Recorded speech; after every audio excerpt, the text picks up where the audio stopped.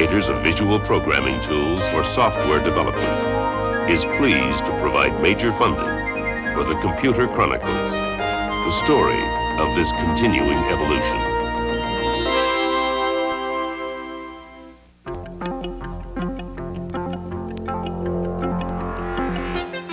Welcome to the Computer Chronicles. I'm Stuart Chaffee, and this is Gary Kildall.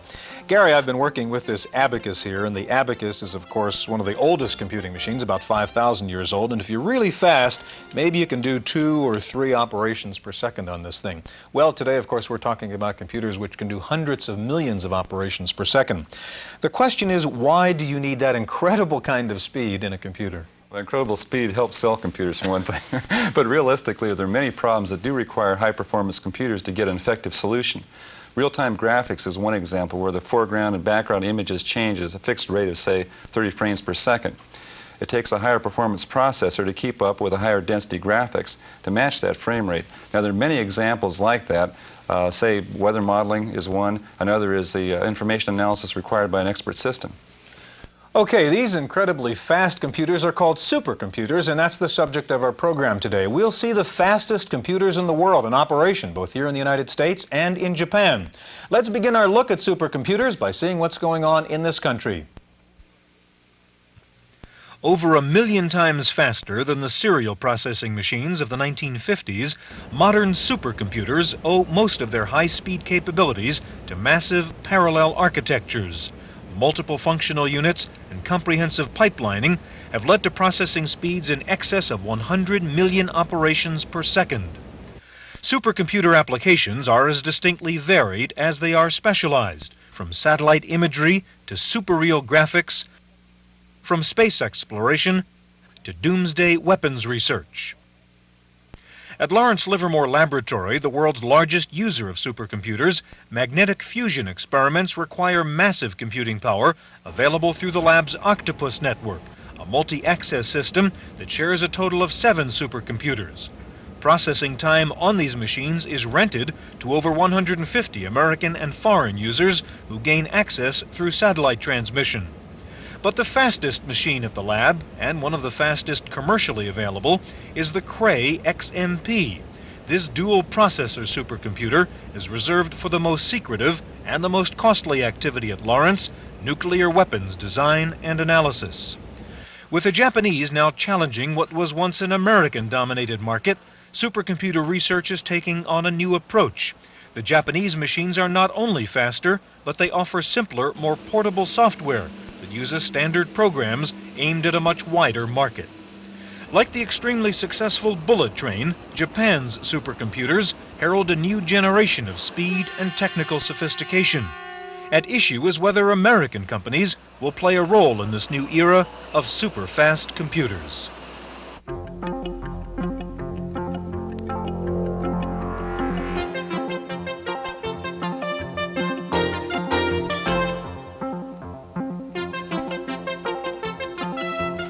Joining us now is George Michael. George is head of the Computing Research Group at Lawrence Livermore National Laboratory, and John Repp, Marketing Program Manager for Control Data Corporation. Gary? George, it was about 10 years ago that I sold one of the first CPM systems in Lawrence Livermore Labs, and it was used as a little peripheral on an Octopus network, a network of supercomputers with microfiche storage and so forth. What was going on out there? What goes on at Livermore Labs with supercomputers? Well, the business of the laboratory is solving partial differential equations when it comes right down to it. Okay? They're doing advanced technological stuff in where it's based on nuclear energy or weapon technology, anything like that. These things require enormous computations. Okay? You'd like to be sure that you're right. So we use computers to do that. In other words, a computer is not an end in itself, it's the thing that's used to support the work that the laboratory is chartered to do. Do you find that what you do is you buy more and more computers as your need grows, or you try to use different techniques to use those computers more effectively? Oh, we do both. We do both. In fact, the secret to supercomputers or to any other computer at any time in any context is that it's more than just a computer. There has to be a language to express ideas. There has to be algorithm development that shows how to be sure you've done the right thing. Okay. Given that, it's well. There's a lot of research that has to go on that prevents you from just saying, I can buy that computer and just get another factor of 20 or whatever it is that you need in speed. You have to build the thing in, as you well know. Now, you work a lot with Control Data Corporation, is that correct? And with Yes, John. we did. And what is it in the technology now? What are the limitations? Do we really have our supercomputers growing in order of magnitude every few years, or what's going on? Well, I don't know. I don't know how John feels about it, but I will say that if you plot the performance characteristic of machines since 1950, what you can see is that there's been a 2 orders of magnitude, that's a factor of 100, improvement in the decade from 50 to 60 and from 60 to 70, and then it turned over and we didn't get a factor of 10. Why? Well, some of the stuff was that the components are tired or they just can't go any faster. Some of the things is that we're trying to do things incorrectly. Okay, we got to rethink about how they're done, and some of it was that the machines require very strange perturbations in algorithms before they'll really perform. So we have to change all that and bring it all together, and then we'll start picking up speed again. Now, the CDC Star was I guess a supercomputer, what, 10 years ago, and it was a different architecture, and it was basically an array processing machine. And one of the difficulties that came about with the Star was that it really required different kinds of compilers and software techniques. Has that been a problem over the last 10 years? Has it been solved?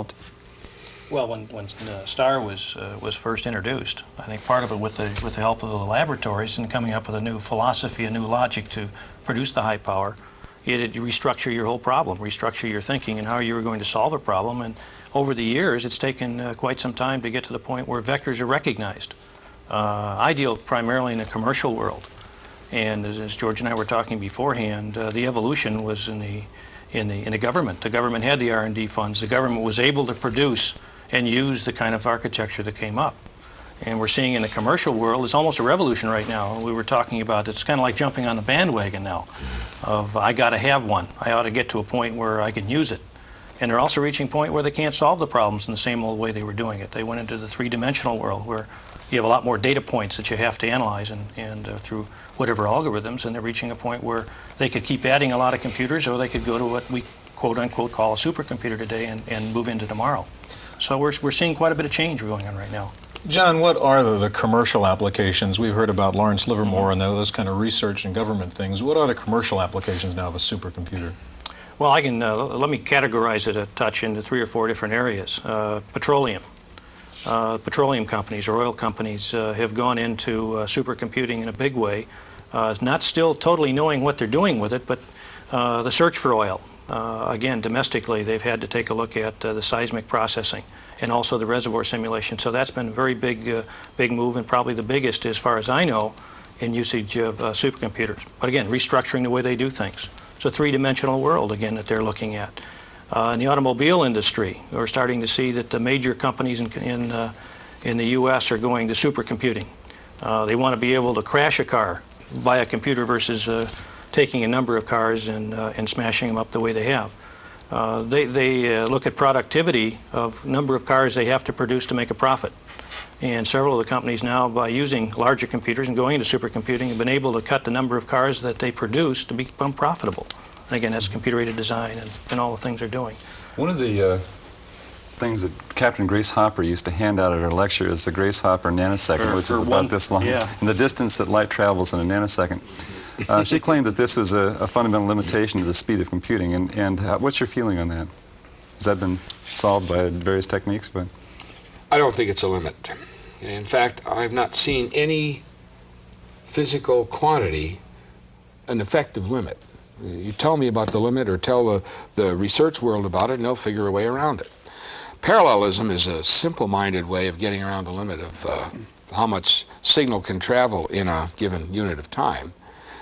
Parallelism is a radically new idea, and yet it's very, very old. But in order to successfully cope with it, as John says, there's a great deal of rethinking that has to be done. And perhaps it's the most difficult part that we face right now. Okay, we have to do it in such a way that the ultimate user isn't besotted with all this stuff that, in minutiae that ruins him. And he can concentrate on his problem. But we have to take care that when his program is running on a machine, that it will run correctly and it will complete its job and things like that. That's something that people are just beginning to study now, well, I shouldn't say just beginning to study. Maybe the last 10 years people have been looking at that. The intensity of that kind of study is increasing right now. George, you mentioned you kind of hit a wall this decade and not continuing to increase the speed. What are the technological problems? What are the barriers? I mean, what are the areas in which research is being focused to continue to increase speed? Okay. Let's take the star as the first example. When the star is going to perform at its, quote, blazingly high speed, okay, the vector unit, which is part of the machine, must be running, okay? As far as the scientific computations are concerned, it turns out that a great deal of the computation cannot be kept in the vector mode, okay? It drops out of it. We call that entering a scalar mode. And then when if the scalar is slow, well, you just go slower, okay? Now, it was a traumatic experience to learn how to vectorize big physics codes, things that are concerned with the flow of fluid or concerned with the migration of neutrons all over a reactor or something like that. Okay? It was tough to do that. So we had to invent vectorizing compilers, and then we learned that it's easy to get 60% of the overall program to vectorize, but then the other 40% will be the dominant thing in terms of how you perceive its speed. That's the... So you feel like the real problem right now is mainly in trying to rethink how the algorithms are stated and presented to the computer system rather than trying to change the underlying technology itself. Well, there's some importance, excuse me, John, there is some importance in getting better technology, but in fact, that's just what you've said is the major problem. We have to learn how to, in a sense, remap algorithms onto architectures, and I feel that it's time to challenge the manufacturers in some sense and say, instead of us having to warp our algorithms to fit your computers, why don't you learn how to warp your computer to fit my algorithm? And so we're getting a little dialogue going, and we're introducing the universities to that dialogue too. And I think that's going to lead, before the end of this decade, to some really successful stuff. John, what's your response? Well, I was going to say I don't disagree. It's just if you take a look at the commercial world, and instead of rewriting their codes, they've done conversions.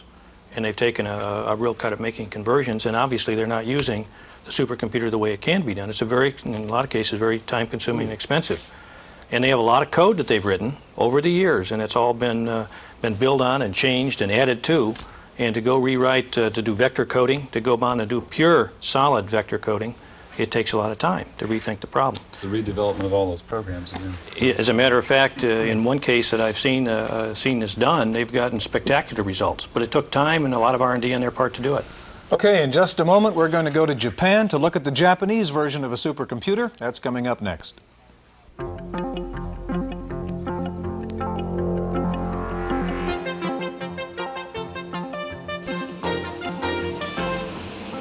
At the University of Tokyo, the Computer Science Department has a new Hitachi model S81020, one of the fastest supercomputers in the world, capable of 800 million floating-point operations per second. Hitachi Corporation is one of the 10 participants in the National Super Speed Computer Project, a long-term collaboration between the Japanese public and private sectors, aimed at producing a supercomputer 10 times faster than the fastest known today, one that is capable of 10 billion flops per second. 私が作ろうとしているスーパーコンピューターというのは The computer we are planning to build will be 10 times faster because of its chip design. 一桁速いもの。で、アーキテクチ The ャで architecture will have to be 100 times faster to achieve a tenfold increase in を speed. 作りたいと。で、したがってデバイスではジョセフソンジャンクションとハイエレ The クトロンモビリテ technology ィトラ we ン are ジスター exploring to reach this speed includes Josephson junctions, high electron mobility transistors, and gallium arsenide. それからそのアーキテクチャの方 In では、 terms of architecture, we will have to develop a much higher degree of parallel processing. 処理する方法というのを追求しようと。 We are also working on new software suitable for this kind of architecture. 開発というのも同時に行おうとしています。 The testing of superconductive materials and new chip designs is underway at the government's Electrotechnical Laboratory, part of a massive scientific and academic complex in Tsukuba, also known as Science City, about 60 miles north of Tokyo. Because of the extreme heat created by high-speed circuitry, chips must be cooled to extreme temperatures. In this test, an experimental chip is immersed in liquid nitrogen. Its functional operating temperature is minus 270 degrees centigrade. In tests like this one on Josephson's junction switches, the laboratory has achieved higher speeds than with gallium arsenide. Higher computational speed will also depend on new ways of handling data through parallel processing and pipeline architecture.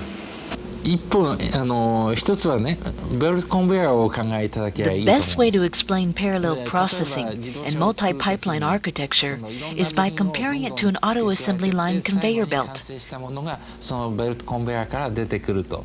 The belt begins with one part and picks up components along the way until the product is complete. It's an efficient way to make one product using one line. で、その時に、 Now, if you increase the number of conveyor belts, you can produce more cars.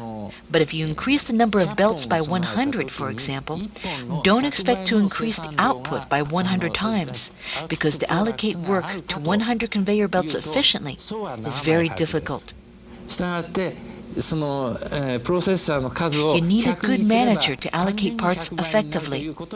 On the other hand, while we can't expect 100 times the output with 100 times as many processors, we can still expect a substantial increase in processing capacity. ということはお分かりいただけると思う。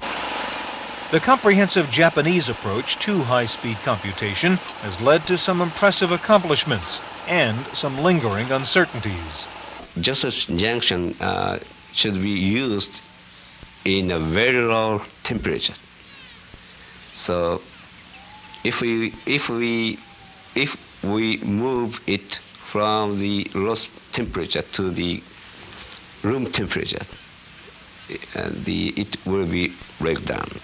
It seems to be very difficult to extend them to large-scale computer logic with high reliability for practical use. 例えば、新しいマシンを開発した時 One に of our problems is that when we develop a new machine, we need a new language. すでにフォートランで Since most research centers at present have a great number of Fortran programs, our success with the machine depends in part on whether users are willing to change to a new language. 抱えているその研究施設が多い Some 中 new で languages have been developed, but very few are in widespread use today. It could become a very big problem. The supercomputer project's merger of private and public sectors results in some unusual arrangements between the companies and the government labs. Patent or copyright which are developed during the joint project period, those patents should belong to the nation, in other words, Japan government. However, the participant has the right to use such a patent.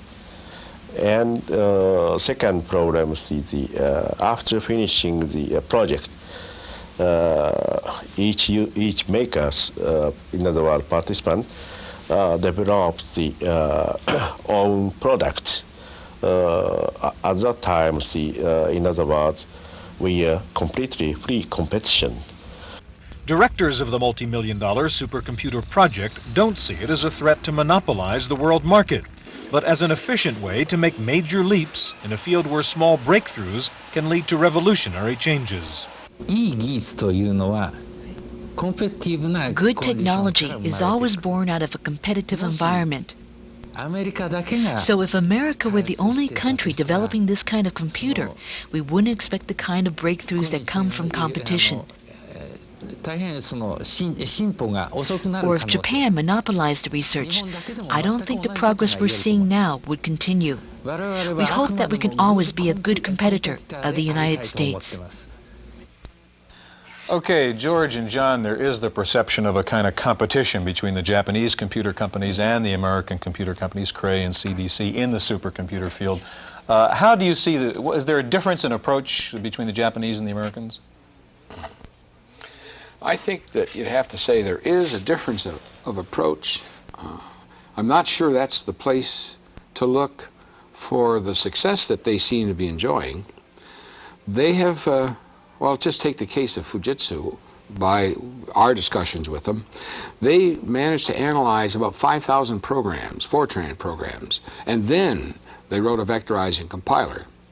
And what they learned was partly encapsulated in the compiler and partly introduced in their hardware. So the compiler knows it's got strange kinds of pieces of hardware and it can use them. The effect of that is that we think it's about the best looking compiler we've run into. Now, it doesn't say it's the only good one, but it certainly is good. And as a first approximation, I'm really impressed. I really would worry more about the next generation of computers that comes along from them rather than the current ones. Okay. John, what's the CDC's reaction to what NEC, Hitachi, Fujitsu are doing? Well, I think we're looking at, first of all, it's not proven. I think they're still in a research environment. They haven't delivered.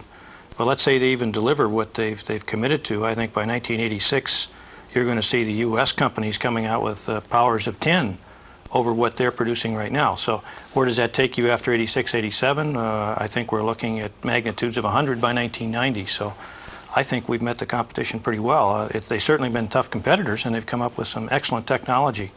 But we look at ours being tenfold of that by 1986, 87. Are there bigger consequences we hear of, the leadership and defense aspects, George, and who will have the leadership role in either the next generation or supercomputers? Is it really a big issue, this competition? I think so. I think that well, we're not faced with a life and death situation. I believe that if people in this country don't get busy, that the Japanese machines will become dominant in terms of the speed that they can produce and the price that they can sell it at. We have, to contrast Fujitsu and Hitachi and NEC, we have Cray, CDC, and then it gets hard to find somebody else here. Denelcor is trying mightily, and a few others that are not named that well yet. I mean, they aren't really visible. That's nothing to meet the structured challenge that the Japanese have, if you want to call it a challenge. Okay, gentlemen, that's all the time we have. Thanks so much for joining us. Thank you for being with us on this edition of the Computer Chronicles.